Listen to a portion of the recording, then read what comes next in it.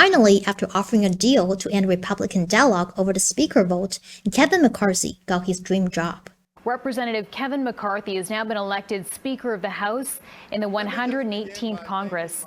This comes after 15 rounds of voting since Tuesday. This also the first time in more than a century that a nominee for Speaker failed in the first round of voting. Although those 15 ballots would be an awkward brand on his journey as the Speaker of the U.S. House of Representatives, at least they happened anyway.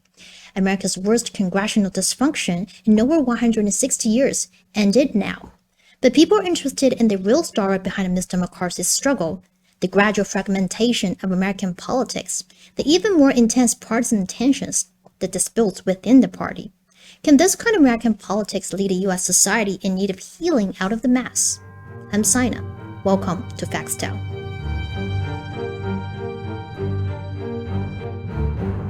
First of all, let's review this political drama.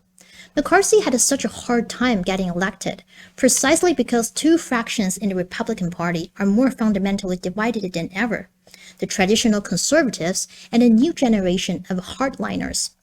To seize the gavel, McCarthy compromised a lot to the hard-right holdouts.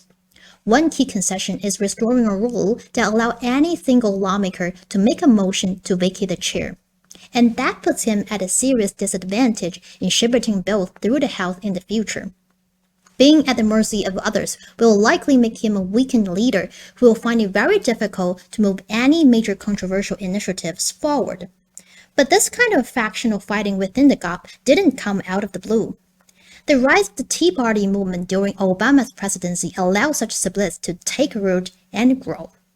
This party's far-right fraction has matured into a key voice in shaping the results. Some have called them Trump believers. Take McCarthy's failed third ballot as an example. There were 20 Republicans who voted against him. 12 of them rejected the 2020 election result, believing it was rigged or Trump actually won. And 17 of 20 got endorsements from Trump in the 2022 midterm election. However, the biggest overlap among these 20 Republicans, according to New York Times, isn't Trump, but 18 belong to one group, the House Freedom Caucus. According to The Economist, the Freedom Caucus membership was secret and invitation only, and it now has about 15 far-right Republicans in America's House of Representatives. They want a small government and believe in abortion bans and restrictions on immigration. These seem to be typical topics on the conservative agenda. But the Freedom Caucus is often at odds with the demands of most Republicans. The Freedom Caucus, which I'm one of the original members of, has always been the opposition, mainly opposition of a liberal agenda. But now that we are in power, the Republicans, it continues to be the opposition party in the Republican Party. What makes the Freedom Caucus the opposition party in the Republican Party can be found in the political ideology of its members. Pew Research Center finds that Freedom Caucus members are more conservative than other House Republicans. In this figure, the yellow vertical lines represent 36 confirmed Freedom Caucus members' ideological scores, and the red vertical lines represent all lot Republicans' ideological scores. And we can find that on the spectrum from the most liberal to the most conservative, the majority of Freedom Caucus members are further to the right than the majority of all lot Republicans, which indicates that the Freedom members are overall more ultra-conservative than other House Republicans. That's why Freedom Caucus members think McCarthy is not conservative enough and could easily compromise with Democrats. But part of the reason this group has been so ineffective in blocking McCarthy is that the Republican Party did not perform as well as they expected in the midterm. The red wave did not happen, and the Republican majority was so thin that the Freedom Caucus, a relatively small group, had a final say as to whether McCarthy could hold the gavel. And yesterday, we had a deal that was not a selfish deal in any way for Kevin McCarthy to get him the gavel on the first ballot, and he eagerly dismissed us. Using votes as leverage in 15 ballots, the House Freedom Caucus has been called Taliban by many critics for its destructive strategy in pursuing its goals. On the 15th ballot, McCarthy's concessions finally won him enough votes, but these concessions may cost him and the Republican Party a lot. According to The Economist, McCarthy promised to reduce spending to the level of 2022 fiscal year, to restore the motion to vacate rule we talked about before, and to install several Freedom Caucus members on the Rules Committee, which decides what bills are presented to the House, and to allow amendments to appropriations bills, and maybe other things that the public doesn't know at this moment. What Speaker McCarthy did, without hesitation, was put some members of this farther right Freedom Caucus on key positions, or give them a sense they'll be on key committee spots, including the House Rules Committee, which touches every piece of legislation that goes on the U.S. House floor, giving them some outsized influence, even though this group is smaller in number. But the bottom line is, there has been this consternation about a 3-page addendum to the rules package, something that's circulating in some part of the U.S. House. Some Republican members say they want to see it. Some members of the public may want to see it, but it doesn't seem to exist in reality, or hasn't surfaced in reality, which raises the provocative question, what else has Speaker McCarthy promised that we don't know about yet?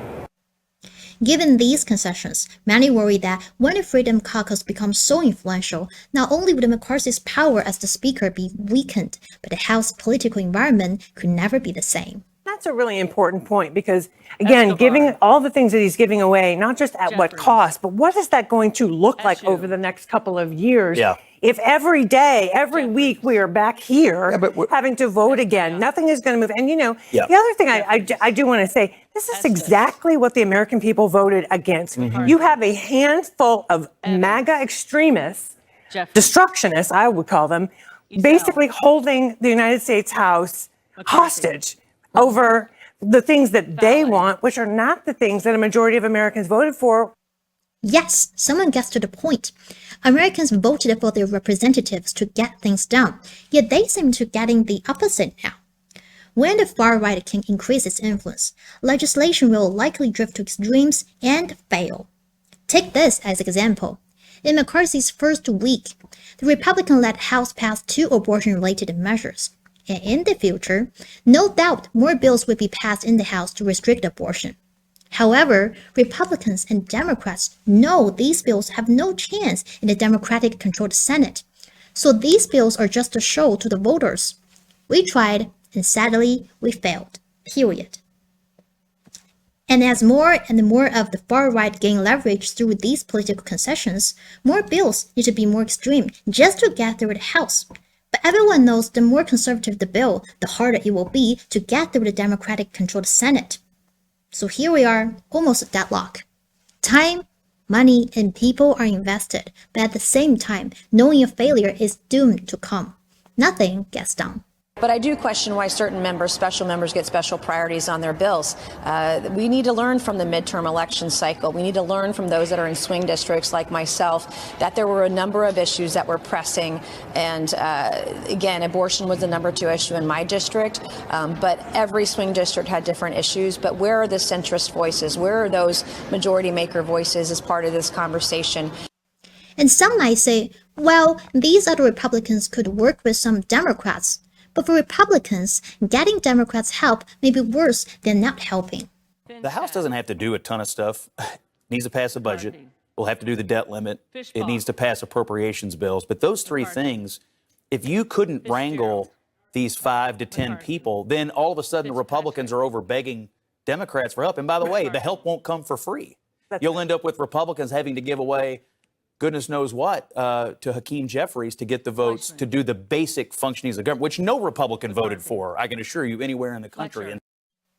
Today, both parties are becoming more polarized in both the House of Representatives and the Senate, with Democrats becoming more liberal and Republicans more conservative.